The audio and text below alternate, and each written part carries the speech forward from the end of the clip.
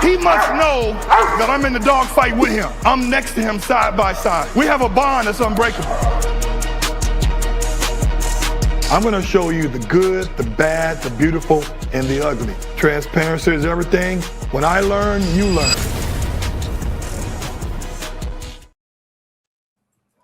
What did I tell you? What did I tell you? Impressive. I know. Let me get some stuff going here. Wait till some people get chimed in. Sure. We're gonna make it work. We'll make it work. Watch this. Boom. Cool. People are already coming in. Oh my God, look at this. New member. So what I'm gonna do too, I'm gonna read some comments. You know,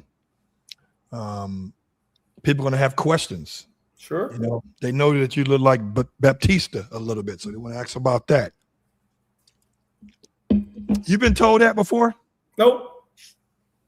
So I'm making you feel good when I tell you that? Yeah, man. He's a good-looking guy. He is. He lost a little bit of size. Of course, he's off the juice, but sometimes you got to get off for a minute. Listen, when you're cycling, you got to cycle right because, you know, you just got to sometimes, you know. We'll talk about that. Catch up to you. Yeah, they catch up to you.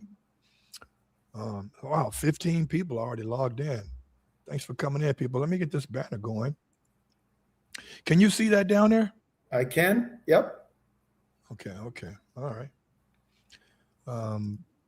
Yeah, man. So what's the weather like right now in Canada? It's freezing. So we're probably, I guess in Fahrenheit, we'd probably be about in the mid-20s. That's normal to you guys. Well, yeah, it's been a long winter. It's been really cold, a lot of snow. It's been tough. Real tough. Long winter this year. Started real early. We usually wonder if we're going to get a white Christmas, but this year it came early. Okay. Well, listen, people, I want to say thanks for tuning in. This is a long time coming because I actually reached out to you when I was in Amarillo, Texas at the airport. Izzy, is that her name? Izzy? Yes. Izzy turned me on to you. Shout out to Izzy. Shout out Izzy. Yeah, and I wonder how did that thing go with the Doberman? I think the bill passed where they banned cropping, didn't they? I don't know if it went through yet. I know they were reading, but I don't know if it went through yet. I hope it's going to affect me. I breed Corsos, so it's going to affect me as well. Hey, did you read what somebody just said right there? What's read that? Read that. Well, Jura, how'd you get Batista on the show? I don't got the muscles. Like Denzel said in Training Day. Let's go, nigga. Let's go. Listen, last time I was on YouTube or Instagram or Facebook, wherever you be watching, however you be listening, whether Spotify or whatever, I had some Monster Energy drink, right? And I was so pissed. I needed to calm down. And I said, I got to drink my Monster to calm me down, right? And Monster should be giving me some plugs. You know, they should be giving me some co-op dollars or something because I must have drunk 2 of those while I was online. I was just so heated. I was heated because, and this is not about that show, but I was heated because of a certain situation that had happened with an individual who totally duped us of money and dog food. Oh, no. So, but we're here today. We live to see another day. That didn't break us. It made us stronger. Sure. And I want to invite to the show Tony, but don't tell me, Pallotta, not Pilates, but Pallotta. Right. Tony Pallotta, out of Canada. Yep. By way of Italian descent. Yep. I always said you guys are the pretty white people. You know what I'm saying? And I want to let you guys know that, listen, I've been wanting to talk to him. This guy is multidimensional. He does dog training. He's a breeder. I would say he's not a novice of the breeds, but I would say he's an expert of the breed, expert in observing dog behavior, dog modification behaviors, protection, obedience, all the thing that circumferences a canine. Did I get it right? Yep. Well, I mean, yep. Yeah. See, can't go wrong with this. Right. And we're here to learn some stuff today. Not only are we going to hear to learn about the Cane Corso, right? And guess what? I'm having Mike Satelli Jr. on in a few days. Oh wow! Not the of course the father's passed away. Rest in peace. Yep. But the son, I got him Yep. coming on the 26th, which is a couple of days. You should tune in because it was hard. He doesn't do interviews for a lot of people. Sure. And so I'm bringing him on, and then we're going to talk about the Belgian Malinois. Oui, c'est la vie, mon vie, yeah. The Belgium. You speak French? No. No. Okay, sorry. It's a sexy language. Yeah. And we're going to talk about the Malinois, the rave, and how everybody, even 80-year-olds, are buying Belgian Malinois as pets. Yep. But we're going to talk about dog training too, and how it evolved, and how it has ascended to where everything's online almost. It's weird because you talk to people who are buying animals for you. You sell puppies when you do have litters. Yep. And all they want to do is like text to talk to you. And they're buying a living, breathing creature. All they want to do is text. Yep. And it's weird because now people are buying cars like that. They're buying houses. They're buying dogs. They're buying cats. And don't laugh when I say this. They're also buying wives online. I'm just calling it what it is, right? The world has changed for sure. The world has changed, and it's steadily changing. And I'm a bit old school. How old are you? 52 this year in a few months. I'll be 55 in September. And I'm still into that old school thing where, hey, let's talk about it. Let's talk. I don't want to do everything between two thumbs. And so my first question or first statement, can you tell the people who you are, where you're from, and what do you do? Sure. So my name's obviously Tony Pallotta, and I own a company called Working Canine. I've been on this journey since I was 18 years old. I'll be 52 in a few months. I've been working dogs since I was 18, and I had the I had the luxury of mentoring under some pretty amazing people. As far as Corsos are concerned, I mentored under one of the first Cane Corso breeders in Canada, kennel name La Villa del Cane Corso. Some of the top working Corsos originate from some of those bloodlines. I have mentors in Italy who took me from northern Italy into Austria and IGP. I trained in the Netherlands under the Royal Dutch Police Dog Association, the KMPV. I have a business that is about civilian dog training as well as dogs. We don't import any dogs from Europe. We breed our own, raise them up for 18 to 22 months. And then once they're fully trained, officers come. We never host more than 2 officers at a time in a course. And it's a 70-hour intensive course, but the dogs are pretty much turnkey. That's why we only do 8 dogs a year. I'm not really one to bloat, tap myself on the shoulder, but I guess if I'm going to give you some information regarding dog training, I got to let you know that I have some credentials, not just being at this for a very long time. I trained a dog that went to the Bundesliga in Germany, finished V29, pronounced in protection, title dogs in PSA, title dogs IGP3, trained this dog to go to the Bundesliga in Germany, and just I've never really focused on one thing. I'm on a journey. It's been 34 years that I've been on a journey. I don't believe that the Bible of dog training has been written yet. I'm always open to learning. I'm always open to developing myself and the people that I work with. So yeah, it's an honor to be on this with you and to share some of the information that I've been able to pick up on the road through my journey.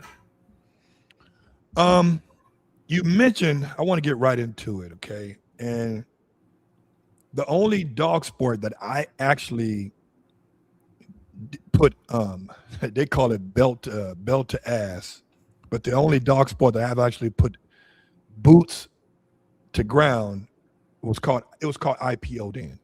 It's the only time that I actually titled my own dog with the training and help of a guy named Wolfgang Radar.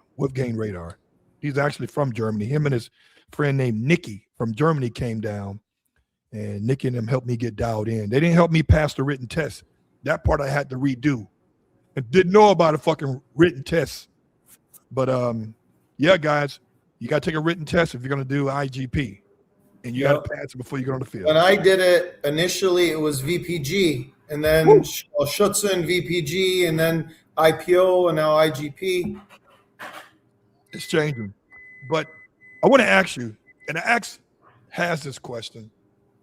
So from one Canadian to another, which dog sport you think benefits the dog where it allows the dog to open up more?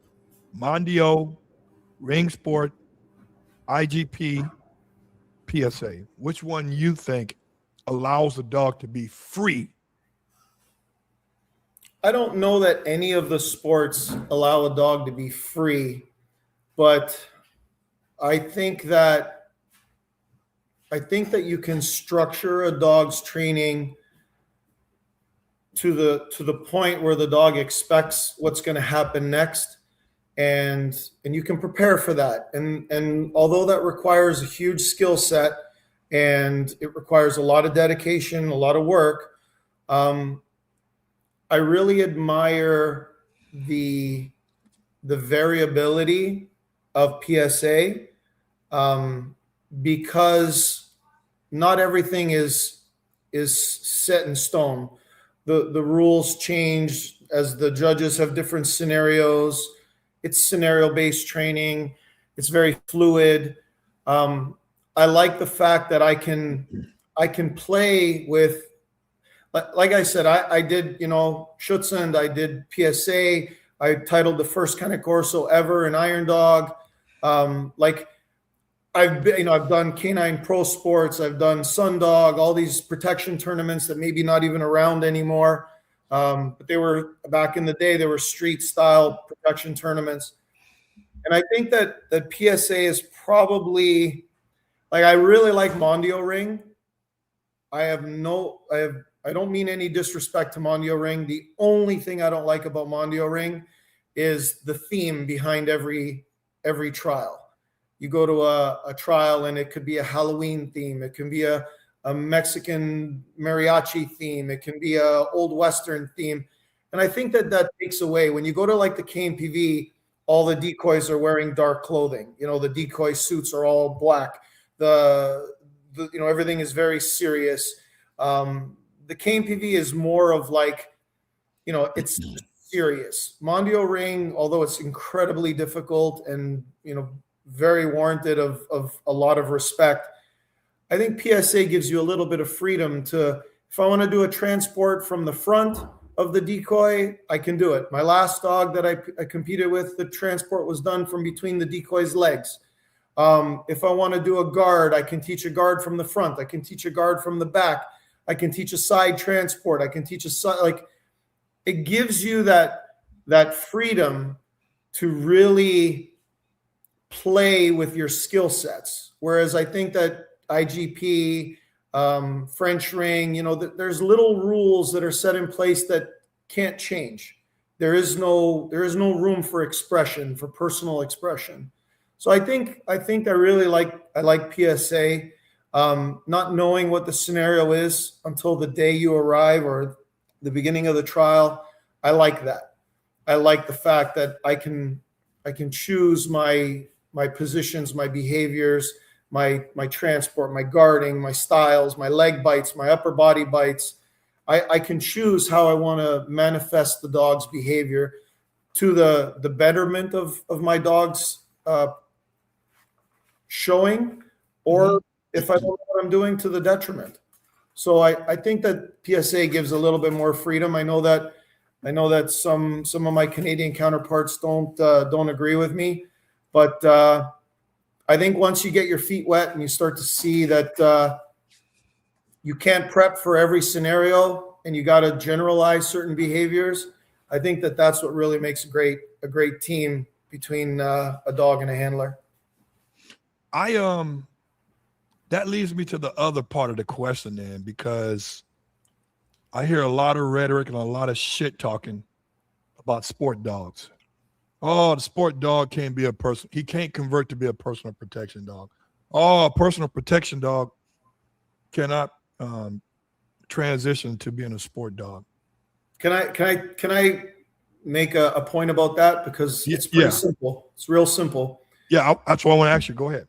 Every single police dog that is imported, or every dog that's imported from Europe for police work, starts with a sport foundation. It's just the way it is. You start them on a rag as a puppy. You know, that's where you're making your selection. You're making your selection when you're doing rag work with a young dog and you're putting environmentals on them. Then you move to a puppy wedge and you want to see how that dog responds to gripping analysis. You know, all of those dogs that are brought in from Europe, they all start in a sporting background. I often tell people, what came first, the chicken or the egg? What came first, sport work to develop police dogs, or police dogs that created sport work? I don't think anybody really knows. Right. Schutzhund was originally a breed suitability test to prepare breeding dogs to produce puppies for law enforcement and military. So they used to go hand in hand. And I'll never forget this. I was in Austria. I was working with one of my mentors who also competed at the Bundesliga, Renzo Zoli. And I noticed an old obstacle course rotting away off to the side that nobody was using. And having experienced obstacle work in my obedience through another mentor from the United States, a good friend of mine, John Narditsky, when I saw this obstacle course, my mentor came over and he said, "Tony, what are you staring at?" And I said, this obstacle course. And he said, "It's just a police obstacle course. We used to use it when the police dogs did Schutzhund." Well, now it's a sport, but back in the day, it wasn't a sport. The police officers and the canine handlers went to their local Schutzhund clubs and trained with the civilians. The KMPV is, up until recently, has been that way as well. How many civilians have prepared police dogs for the KMPV program? You go to the exam, you sell your dog if he does well. Everybody knows this. So I'm surprised that there are still people that make that distinction. There clearly is a distinction. I mean, you can't have a dog that you throw a sleeve on the ground and the dog barks at a sleeve or bites at a sleeve when the man is still standing in front of him and call him a protection dog. I get that. It's completely, obvious. But, when you get from sleeve work to hidden sleeve work, from hidden sleeve work to muzzle work, from muzzle work to civil agitation, from civil agitation transferring to an immediate bite on equipment that isn't seen through a scenario setup, that's the difference. The only difference between a sport dog and a protection dog is intent. The commitment. Yeah, intent. Yeah, it's whether the dog wants the man or not. I mean, look at the work that Justin Rigney is putting out with this fence thing, this thing that he does with the fence. That fence thing, he admits it. I've seen it 30 years ago. You want a dog you got a dog that locks in prey, you put him behind the fence. Lead back pressure is going to lock him in prey. Free him up behind the fence, and he's going to bark. Well, the dog's barking at Justin, but then he pops up and gives that dog an equipment bite. He doesn't give him a bare arm. He gives him an equipment bite. It's just how skilled of a trainer you are to meld and bring that that two-sided aspect into one. It's just how good you are as far as the decoy is concerned. And that's the beauty of, some of these guys, the Justin Rigneys, the Chris Alters, the Eric Stanbros, e-collar wizards. They're doing phenomenal work. That's not my forte. I'm not a big e-collar guy. I use them. I'm not super great at it. But as far as, the training, it's the intent that's the difference. And these guys are doing phenomenal work. But I think that people who say that they're different really don't know all of the idiosyncrasies that make them the same. If they're done right.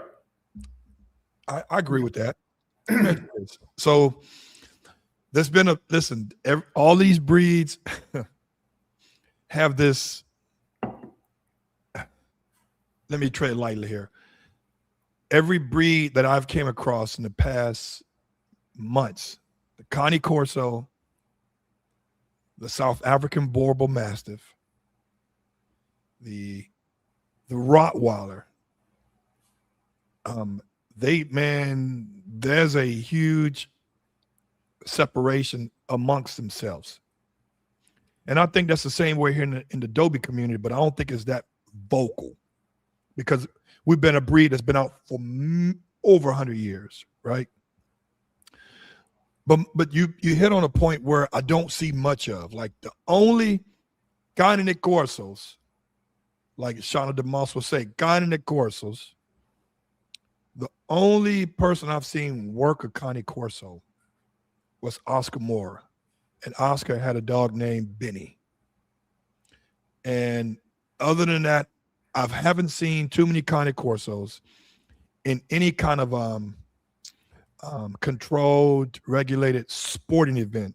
You said that you titled one of the first Cane Corsos. I don't know if it was the first one, but it was the very first Iron Dog Corso. I don't know if you want to consider Iron Dog as a sport. I was just messing around with the dog, but so my first Corso was born in 1997. I started following my mentor in 1996. So that's how long I've been involved in the breed. Oscar, great trainer, loves his Corsos. I love that about him. I think he's great. Hats off to you, Oscar. There was another Corso that got a PSA 3. I forget the guy's name. Oh, why is it slipping my mind? Forgive me. It may come to me later, but there's also another Corso that achieved a PSA 3. I think there's since then maybe one more. Oh man, what's his name? Anyway, it'll come to me. But there are quite a few people, not quite a few. There are a handful of really phenomenal dog people that have been successful with the Corso. There's a lot of people involved in the breed. I'm gonna make a statement. You're piss some people off. Let's get it. Here we go. Wake their ass up. The Corso is as close to being extinct today as it was in the 80s. Explain, Tony. Listen, there is no doubt, whether it be in the United States, whether it be in Italy, that many people mixed dogs into the Cane Corso. Whether the excuse was that there wasn't enough genetics left to bring the breed back without outcrossing, whether it was that many people compare the Neapolitan Mastiff and the Cane Corso and they say they're one and the same. So why not mix them? I don't believe there are very small groups of people in the world that have access to dogs that were on farms, that have been raised by families in the outbacks, in the mountains, in the regions of Italy that my family is from, that is still very agricultural, very rural, where these dogs exist. I don't know how this is gonna show on your screen. I took this picture. I see it. Yeah, can you see it? I see it, buddy. I took this picture in 2001, September 15th, 2001. This was Who's a that dog. guy? This dog gave me goosebumps, and I've carried this picture around since 2001. He looks serious. This dog's not a big dog. This is not a 180-pound dog. This is a dog that maybe weighed 105 to 107 pounds, was an absolute monster, athletic, powerful. That dog looked through your soul. Look at some of this stuff from the sheep farms. Some of these real nasty dogs that were not big. This female, she's lucky if she's 70 pounds. Okay? These dogs, if you read the standard, they say they were catch dogs first and foremost. Catch dogs. I'm sorry. I apologize in advance. Please forgive me. But I've been to Italy. I can't tell you how many times. The land is not level. The land has hills and valleys, and it's riddled with rock. The people have been pulling rock, volcanic rock, out of the soil for 3,000 years.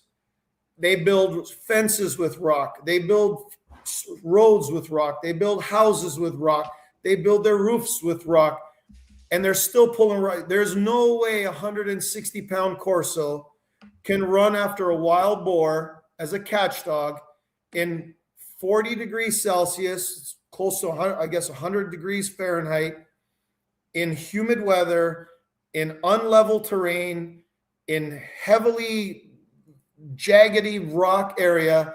You cannot, I don't care who you are, tell me that these Corsos existed like the way we see them today at 170, 160, 150 pounds. It's not possible. I sent you, I hope you have it. I don't know if you still have it. I sent you the measurements that were taken in 1983 of the first litter that was recognized by Dr. Paulo Breber. Females were 37 kilograms, 80 pounds, 85 pounds. Males were 49, 47 to 50 kilograms, 110 pounds maximum. Where did this 80 pounds come from? Where did this extra 60, 70 pounds come from if it wasn't mixed with something bigger? Now, you said you're going to have Sotile Jr. on the podcast, right? I have a statement that he posted online. He himself said it, not me. I have it, but you can ask him when he gets on. His father's Neapolitan Mastiffs were used in the Swinford Band Dogs and many of the American Cane Corsos. He says so himself. You ask him when he comes on if it's true or not. I have the post. I'm sure he'll admit it because he's the one that posted it. This is just, it's not right. The German Rottweiler standard is 110 pounds. If I showed up with a 200-pound Rottweiler, would you say it's a Rottweiler? No, but what's the crazy part? That's what we Americans get caught up in, size. They don't care about the temperament per se. They don't care about what's as far as Rotties, it's called the ADRK. They don't care about that. They don't care about the FCI standards for the Doberman. They don't care. They care about size and how does it look. The Italians are struggling to sell dogs to the United States because, one, they can't crop tails and ears. That's another problem. But they can't compete with the size of the dogs in the United States. Nobody wants a smaller dog when they can buy a dog from the US that's going to be bigger. So the Italians struggle, and they themselves feel compelled to make the dogs bigger. Because how else are they going to make any money? And then there's a handful of people who absolutely care about the preservation of the breed. Now, preservation breeders. And those are the guys. Now, if you get really down to the nitty gritty, no dog is a purebred. You take the German Shepherd. The German Shepherd is a cross between the 4 Belgian Shepherds and Livestock Guardians. That's where the German Shepherd comes from. The Germans wanted a dog that could do two things: herd and protect. So they took herders, they took livestock guardians, they crossed them, and they created a German Shepherd. Louis Doberman, the Doberman just didn't appear. He was a dog catcher. He was a tax collector. He had access to dogs. He created a breed. The Dogo Argentino, how many different breeds go into the Dogo? Cordoba fighting dog, Pointer, Dane, Bull Terrier. All of these dogs, even American Bulldog was used. A lot of people don't know that in the Dogo Argentino. So realistically, we have to accept the fact that these dogs weren't all pure. To me, the Cane Corso, if you go far enough, Greyhound, livestock guardian. You want a big catch dog? The best catch dog and the oldest catch dog in the world is what? Greyhound. Problem is, it can't grab very big prey. So you need size, you need bone, you need muscle. Livestock guardian. If you look, I have books. I can bring them up. Mm-hmm. Mezzo Corso, half livestock guardian. Straviere, half Greyhound, half Corso. It's all documented. It's all there. These dogs were never big, cumbersome dogs. And I get hot under the collar, and I apologize, but I hate the fact that these people are saying that these dogs were so big when they weren't. They weren't. I sent you pictures of the Italian soldier with the dog from the 1911 Turkish-Italian War. You saw the picture, that black and white picture with the soldier. Did that dog look like he was 150 pounds? He was serious looking, but he wasn't no 150-pound dog. Right? So that's where we're at. And, whether it's a Corso, whether it's a Rottweiler, whether it's a Doberman, you have a lot of people that post the dog up. They tie him to a back tie. They agitate him, whether they agitate him in sport or whether they agitate him civilly.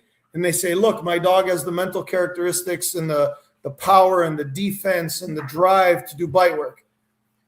When a dog is on a 3-foot tether and he's defending himself or he's offensively showing aggression, that's not the total package of a working dog. There's more to it than that. Am I wrong? You're right. Listen, here's the deal. It's like, but from a novice dog owner, they don't know what the fuck they're looking at. They don't know. Bigger is better. I understand. It's threatening. But I'm going to tell you something. I posted a video of a little female Corso with an elderly gentleman, a grandfather who, wanted a little bit of protection. We did some civil aggression in a vehicle. The guy's got grandkids that, are over all the time. He didn't want a monster Malinois. He originally came to me about a Malinois, and I said no. And I got him a little pocket female Corso, real small. I think she's about 85 pounds. One of my breedings. And the guy started up with me and said, oh, the dog's too defensive. I'll run him off the field. I'm like, put your bare arm in that vehicle and get bit. If a Jack Russell bites you with no protective equipment, you're in big trouble. These guys that hide behind bite suits and they say, I'll run this dog off the field. I'll run that dog off the field. You're wearing armor. You're wearing armor. Of course you're going to run the dog off the field. If I go up to you and I punch you in the mouth and you sit there and smile, I'm going to get worried. So if a dog bites somebody in a bite suit and that guy turns on the power and turns on the juice and that dog, his best, hardest bite, doesn't do anything, doesn't affect this guy at all, of course he's going to question himself. You know what's crazy? Is that I talk to so many, and everybody realizes I am not a dog trainer. Yes, I know how to train a dog, my dog, but I am not a dog trainer. I am not a certified decoy. I'm just a guy who loves dogs, who knows how to dial a dog in for what I want him to do. I am a part of clubs. Shout out to Black Mass Kennel Canine, Lewis Williams. I want to put that out there because I don't want people to think I'm a trainer. But I will say this. Being around trainers for 17 years, I should have learned something. And one thing I have learned is that when you tie a dog out, you put a rag in front of him, or you get a decoy to crack a whip, or you put a sleeve on, if the dog has any kind of prey drive, he gonna act a fool.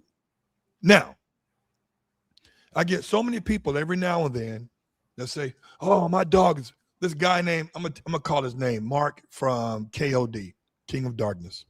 Mark said, "Oh man, Diesel's bad fucking ass, dude. He's badass. Want to have a beer? He's badass." I said, "How bad is he? Man, he'll fuck you up, man." And you know what? Justin Rigney, JR, shout out to JR. He had a video out. Did you see the video where these people who live on Star Island in Florida, some fucking high-end, same as LA price type housing, and they imported this Dobie. Oh, yes, I saw the video. Yes. They imported the Dobie, and they said, "Oh, my dog will fuck you up. He will fuck you up." And Justin said, "We're going to go see what this dog can do. It's going to be a 5-5 moment, right? Fuck around and find out." Yep. The dog was all defensive. He was barking. A great deterrence, by the way. Great deterrence. And Justin came up to the fence. People didn't pay close attention to the video. So the dog is barking through the fence, right? Justin puts his hand in there and have the like a whip or stick right there. Dog didn't bite the stick. Dog didn't do nothing. Justin goes inside. Dog's like, "Ruh, ruh, ruh." The hair is standing up so damn high on that dog. Adobe, you can see that shit from afar away. All right, barking. And Justin had a bite suit on. And Justin cowers in the corner. Now, a dog who is committed would have came on in. Fuck that, right? But the dog went the other direction. Justin stands up and he starts running towards the dog. The dog didn't want that smoke. So I tell people all the time, I was like I told Mark, he said, "Oh, my dog will fuck you up." I said, "Bring his ass over here in my warehouse. I'm not putting no fucking bite suit on. Let me get in front of him and see how committed he is." Because people who don't know will think that their dog is committed because they're barking at people. But no, the dog's barking because he's on his own territory. He feels safe here. You bring that motherfucker out to goddamn Home Depot, let somebody come towards him where he's not familiar with that territory. Dog is hiding his tail in his asshole because it's like real trainers know when dogs are committed. So can I share something with you? Share it with us. Great friend of mine. And like I said to you before, this is a journey. Everybody is on a journey. The Bible of dog training hasn't been written yet. We're all still learning. I think even people as great as Justin and all these other, they're all learning. They're all still learning. They're all, looking to acquire knowledge. So a buddy of mine breeds Corsos in North Carolina. Shout out to Joshua Strand from the Cane Corso project. And he has a lady calls him out and says, "I'm interested in buying a puppy for protection. I want to bring a trainer out and have the dog tested, the parents tested to see if they're, of caliber for doing protection work." So she shows up with an IGP trainer, and the guy puts on his scratch pants. He grabs his Frabo sleeve, or his Gap-A sleeve, and he grabs his whip. And he, my buddy's posting the dog out, and the guy puts up the sleeve and charges right at the dog, and the dog goes right over the sleeve and bites him in the face. So the guy, luckily, he didn't get badly hurt. He takes off, he leaves. So the next day, the lady calls him up, and he says, "What the hell was that? I thought you said these dogs were protection trained." And he said, "I thought the dog was protection trained. He did a good job. He bit the guy." And the lady says, "Well, why didn't he bite him in the sleeve?" And he says, "Because it's an inanimate object. The dog's naturally doing what he's been bred to do, protect. Why would he bite an inanimate object? He's going to go straight toe to toe with the guy, nose to nose, eye to eye." It's exactly what that dog did. And there's a lot of people in the sport world that just don't know the difference. They don't know the difference. It's, yes, all the dogs go through the same initial training, but it's what you do later that makes them intent to bite a man without protective equipment. Good point. That leads me to another question. Sure. And then we're going to go to a video, and I'm going to let the people see the video, And then I want them to, and this is where we put our thinking cap on people, because Tony caught my ass off guard with this one too. And I thought it was one thing, but it was actually something else. Remember, we talked about that. So a lot of trainers out here, I'm not putting no names on it. You know, I never knew what the fuck a BRN number is. I don't even know if that even means anything. I don't know if there's DNA testing that has to be filed to get a BRN number. Because I know with UKC, I know somebody who registered a goddamn goat as a dog. There's no checks and balances. There's always going to be paper hanging, you know, even in the AKC world. What I notice now, which is trendy, and I want to hear what you say, because you said a major point that, if you think about it, is all true with purebred dogs. Like this one person said right here, if you can read that comment, you see that? 10 breeds for Dogo. For right? Dogo, yeah. Yep. So again, there's always a combination of other breeds to make one breed. Of course. Right? Of course. So that leads me to another question. I see a lot of guys doing Dutches and Malleys mix.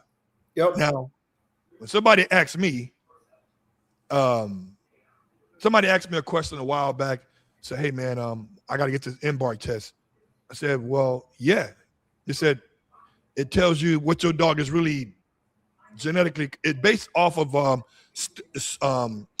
embarks are based off of collected data, massive collective data, just like Ancestry.com or 123andMe, whatever the DNA is based off of collection of data from a long strand of history and fact checking and gathering information. So I told him, I said, "Hey, listen, you get the embark, it's going to tell you what the dog is." And he said, "Go ahead." Oh, he said, "Oh, my dog's purebred." I said, "No, he's not. He's half Dutch and half Mallee. That's not purebred under the breed standards, as far as AKC is recognizes it." My question is, what do you feel about this Mallee Dutch mixed breed that's hitting the wave? And also, what do you feel about this thing called a bull herder, which I think is Mallee and Pit mixed together? Because to me, it seems that only other trainers are buying these dogs. So you basically are catering to another trainer to sell dogs, because I don't know anybody buying Dutch Mallee mix pups. Okay. Get comfortable. Make sure you're seated. Piss them people off. Strap yourself in. So, as I told you, I trained in the Netherlands with under the Royal Dutch Police Dog Association, the KNPV program. Every single Malinois coming out of the Netherlands is a bull herder. Okay. Okay. You compare a Malinois coming out of the Netherlands. When I was there in late 1998, 99, 2000. You're showing your age. Yeah, that's okay. It was obvious. Look at, the Duco 2 dogs and all of these dogs. Where do you think the brindling came from? Huh. What other shepherd dog do you know that has brindle coloring in it? Not a goddamn one. Right. So the Germans wanted a dog that was a national dog, and they crossed 4 types of Belgian shepherds with livestock guardian. The Dutch wanted a national dog, and they crossed Malinois and Pitbull. Everybody knows they use Pitbull. I even know American breeders who sent bulldogs, Pitbulls, to the Netherlands to be used in these programs. The bull herder is nothing new. You look at some of these Malinois coming out of the Netherlands, especially when I was down there. There was a dog named Big Mike. That dog was 100 pounds. You don't see 100-pound Malinois. You don't see cheek pockets on Malinois like that. The Dutch Shepherd, I had a Malinois named Jet. His father was a Dutch Shepherd. What was the dog's name? I forget now. Anyway, the father was a Dutch Shepherd. The mother was a Malinois. in the Netherlands, everybody knows you breed Dutch Shepherds to Dutch Shepherds. Eventually, you got to go back to a Malinois because then they start shrinking. They start thinning out the bone. They start becoming dog aggressive. You start to see the pit bull come out in them. Their ears get all wonky, right? In the Netherlands, if a Dutch Shepherd is bred to a Malinois and the litter is born and half of the litter are blonde, the blonde ones are Malinois and the brindle ones are Dutch Shepherds. Everybody knows this. Everybody knows this. Nobody in Europe considers the Malinois coming out of the Netherlands as purebred. Nobody does. The Dutch Shepherds have Malinois in them all the time. I have friends of mine who breed Dutch Shepherds, and I tell them, you got to outcross to a Malinois. And they think, oh my God, what are you saying? You want me to mix my breed? I'm like, yeah. How do you think they got it? What's the number one police dog that everybody wants now? Shepherd Malinois cross.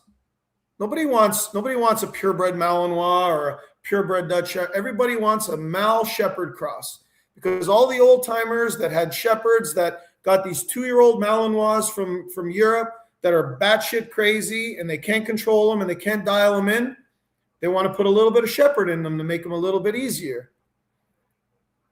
That's it. It's a known fact. You're not saying any. Bull herders have been around for forever. The Dutch have been doing that forever. I know because I've seen it with my own eyes. So that leads me to the next discussion about that. Well, let's tap on this right quick before I show the video. How do you people get? Are you familiar with the BRN numbers? Are you familiar with that shit?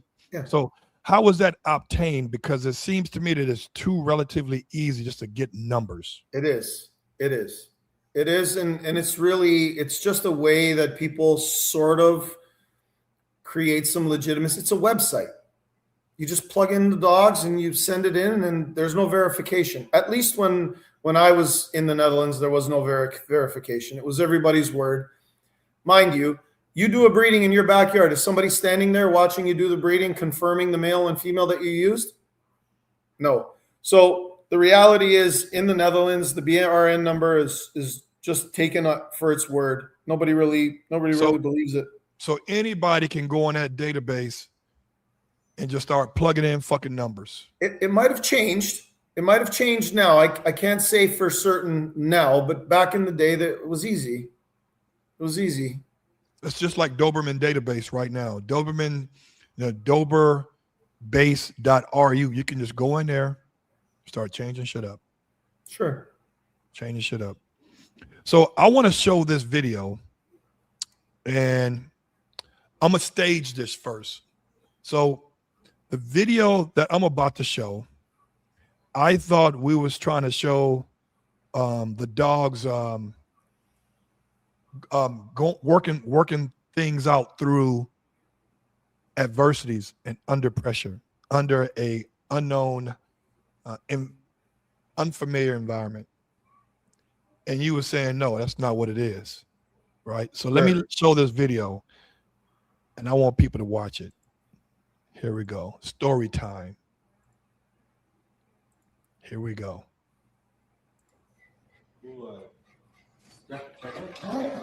Keep your hands on them.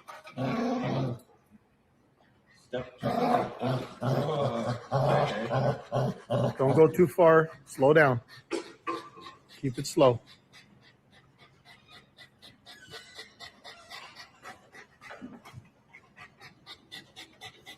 Good. Again.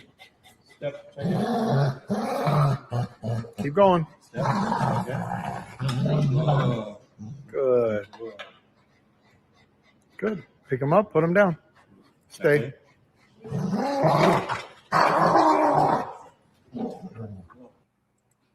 All right. So let's get back to that. Right. What do we just see? All right. So that dog there is an absolute killer. That dog, very difficult to out that dog.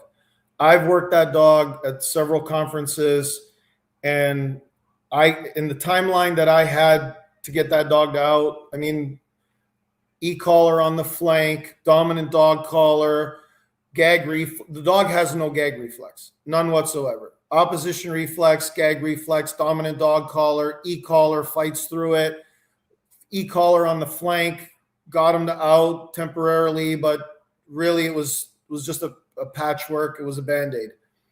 So the goal was to bring this police dog into control. He's handler aggressive, obviously. You see he doesn't like his handler touching him. This goes back to what I was originally talking about. And, let me preface this by saying, would you be able to show the picture that I also sent you? Yeah. Let me do it right now. Post that real quick, just so I can preface what I'm about to say. Okay, let me do it right now. I want everybody to see so that they get an idea of what I'm talking about. There we go. So this dog's walking on, those are 4x4 posts. Okay, my obstacle course there's another Malinois behind it. The obstacle course is very, very involved. These dogs have to give themselves to their handlers. For 18 months, our dogs are raised, handled, and trained on these obstacle courses. This obstacle course works something that I refer to as the TROT system. Trust, respect, obligation, and the byproduct of those is teamwork. So when you have a dog, and please forgive me, I just hear me out. I know some of you guys are going to get really, really upset with me. I know this is going to be bad. When you preface the foundation of a dog's obedience with luring, that dog in the video, he was lured into sit. He was lured into heel. He was lured into down. He was lured into come. He was lured and lured and lured and lured. And he was e-collar pressured when he didn't obey, and he was lured. If that dog is in an empty room with no stimulation and you call that dog to heel, he looks like a sport dog. You down that dog, he hits the ground like he's been shot. Beautiful obedience. Zero control. I remember my mentor once said to me, it used to be that obedience meant control. Today, obedience does not mean control. Obedience means behavior. You got to wrap your head around that. So if I say to an average person who doesn't know too much about dog training, I say, give me an explanation, an example of obedience on a dog. 9 times out of 10, they're going to say sit. The dog has to sit. The dog should down. The dog should stand. 5 basic positions: sit, down, stand, come, and heel. Those are the 5 basic positions of dog training, right? Mm-hmm. How does sit or down differ from roll over or play dead? How does that differ? They're one and the same. They're parlor tricks.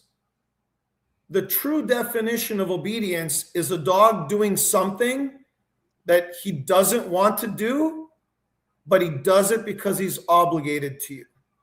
He trusts you, he respects you, and he's obligated to perform for you. A dog that is providing a behavior in its foundation in exchange for a high-value reward is not providing that behavior for you. He's providing the behavior for himself because it's self-gratifying.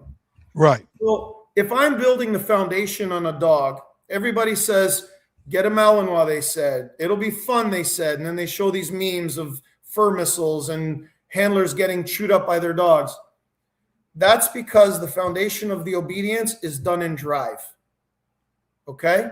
When the obedience is done in drive, those dogs are self-gratifying. When a dog's obedience is done because he knows, and what we do is lead pressure. I teach lead pressure as a communication. When lead pressure, if I lead pressure a dog into a sit and I mark the behavior, yes, and then I reward that dog with a terminal release break, that dog had no option. He had to sit. He didn't volunteer to sit.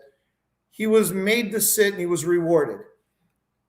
It doesn't seem like a huge difference, but when the foundation is done that a dog truly respects his handler and understands that lead pressure is a form of communication, you don't need to have the e-collar on the dog all the time to ensure that the dog will perform for you. The other day, Michael Ellis made a statement, and he said, all the dogs that you see on social media being trained are all dogs in training. But you never actually see a finished dog without the tools, without the prong, without the e-collar, without the food, without the manipulation of the hands moving to get these dogs to do these things. Because everybody's so hung up on getting the dog to do the behavior, nobody really cares about the relationship between the dog and the handler. And that video that we saw originally with the dog growling at his handler aggression comes from a dog that has been taught obedience in a high value or highly stimulated way. Whereas every Sunday I do a group class. I teach, it's a community outreach program. I do a 9:30 beginner, 10:30 novice, 11:30 intermediate, 12:30 advanced. I have a Malinois that does a downstay for 4 hours. She's dog aggressive. She has no lead, no collar, no electric collar. She does a downstay for 4 hours. I run anywhere between 45 and 80 dogs through that class. The room is probably 40 by 60. Mm-hmm. And my dog is dog aggressive, and she's on a downstay all that time. Never have to repeat myself. Don't have to put an e-collar on her. And I'm not knocking the e-collar. I'm just saying there's ways to get these dogs to do things that doesn't need to be through stimulation. When you hit the e-collar, it's e-stim, stimulation, and that doesn't calm the dog's mind. And by doing obstacle work, you actually calm the dog's mind and you teach the dog to trust you so that you don't get that aggression that you saw in that dog. A lot of conflict between the handler and the dog because that dog doesn't trust his handler. And that's a dog that handler loves him, handler feeds him, handler goes to work with that dog 10, 12 hours a day, 4 to 5 days a week, right? I think they're on a 4 on 3 days off schedule with that dog. Why would that dog be that uncomfortable with that handler touching him? Now, I guarantee you, if that handler was sitting in front of the TV with a bowl of popcorn, rubbing that dog's belly, there wouldn't be any problems. Right. But as soon as you apply stress and physical manipulation, the dog's handler aggression surfaces. Let me ask you this. Sure.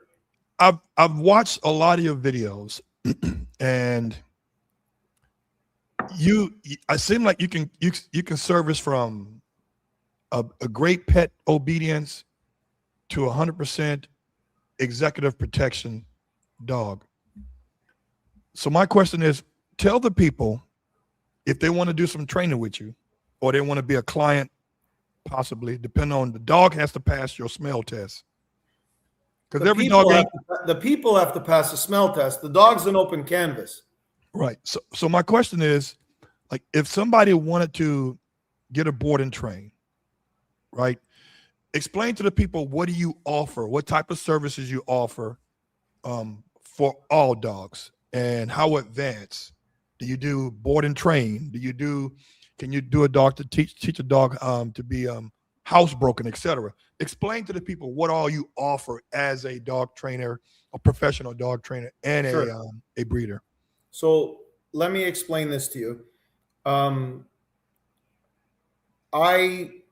I don't do board and trains. It's very rare that I do. If I have a close client that is going on vacation anyway, and they're like, I got to board the dog anyway, it's just going to regress in a kennel.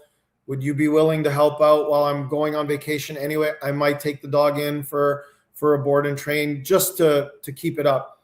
But I don't really like to do board and trains because I don't believe that if you don't have the time to learn how to work your dog, you don't deserve to work the dog. You don't deserve to own the dog. So I've turned away a lot of high-end clients because they want to send me their assistants to work the dog instead of them. And I'm like, if you're not in it for the dog, if you don't love the dog, it's just, I don't want to do it. So I offer group lessons. I offer private lessons for civilians.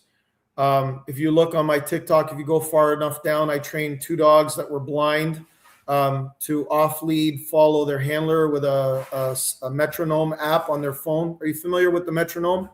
You know, No. the music metronome, it does tick, tick, tick, tick, tick. Yes. Yeah. So we downloaded the app on the client's phone and then taught the dogs audibly be able to hear the ticking from the phone to follow the dog. So the dog can absolutely follow. Both dogs were blind, could follow the handler off lead. We do mobility service dogs. We do personal protection dogs. I'm currently working a lab to find invasive species of insect eggs here in Canada. Yeah, touch on that right there. I know you're training dogs to do that right now. Yep. So we have a lab in right now. Her name's Tilly.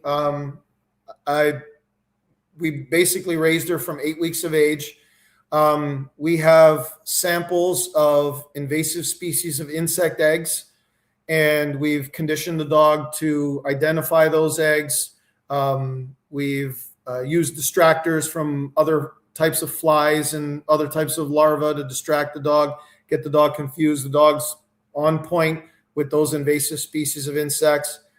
Just before the holidays, they reached out and they said that we had some recent findings of invasive species of aquatic crayfish that have made their way up through our river systems.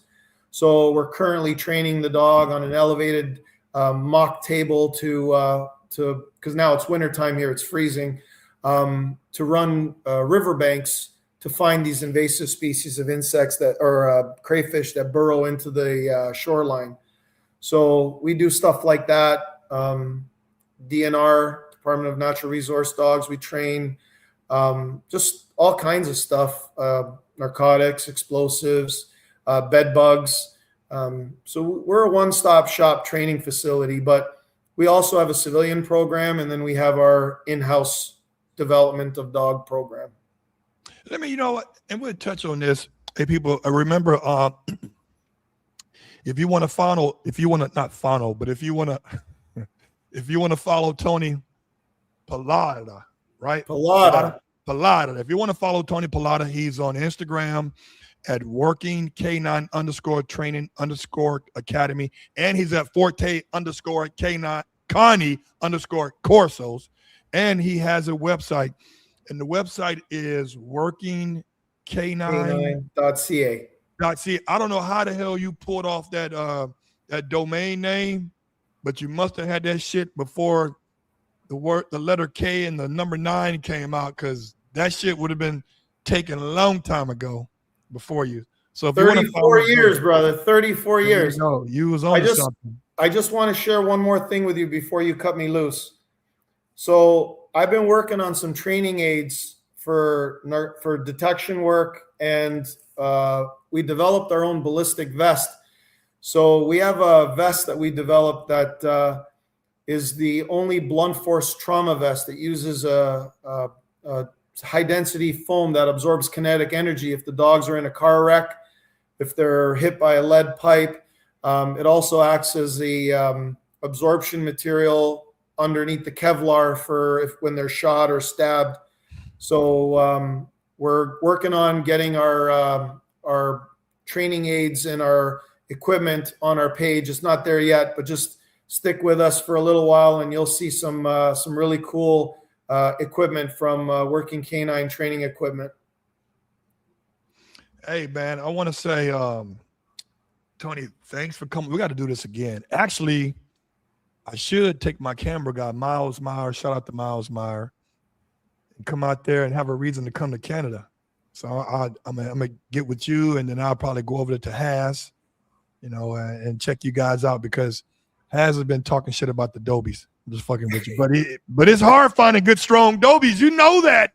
And I'm trying to bring the drama, the wherewithal, the toughness of the Doberman back to where they were 30 years ago. Yeah. So I want to say thanks again, man, for coming on. And you got a lot of people, man. People was just giving you love on this thing. I couldn't even post all the damn comments. But listen, I want to say I appreciate you for coming on to the show, and hopefully and shout out to Izzy again for introducing me to you. And I want to say, do you have any last words for the people before we let them go? Last words. focus on the relationship between you and your dog, not just the behaviors that gets you the social media clicks. That's probably the most important thing I can suggest. Having a dog living in a crate isn't owning a partner. It's having somebody or something get you clicks and clickbait online. Make sure you have a good relationship with your dog, because if you don't, it's not worth it. Yep. That's it. Hey, man. And I just want to thank you for the opportunity. I know some of the stuff that we talked about is not going to be looked at by some people in a positive way, but who cares? I mean it. I mean it with all love and love for the breed, love for the breeds, love for the dogs, and love for the work. So I apologize if I offend anybody, because I have a difference of opinion, but there's always room for improvement. We're all here to learn. We're all on a journey, and one day the Bible of dog training may get written, but nobody has all the answers. I don't care who you are. So hats off to everybody who's trying to figure it out. All right, man. I always tell my people before we get off here, I say, stay resilient, but be responsible. Until next time, take care.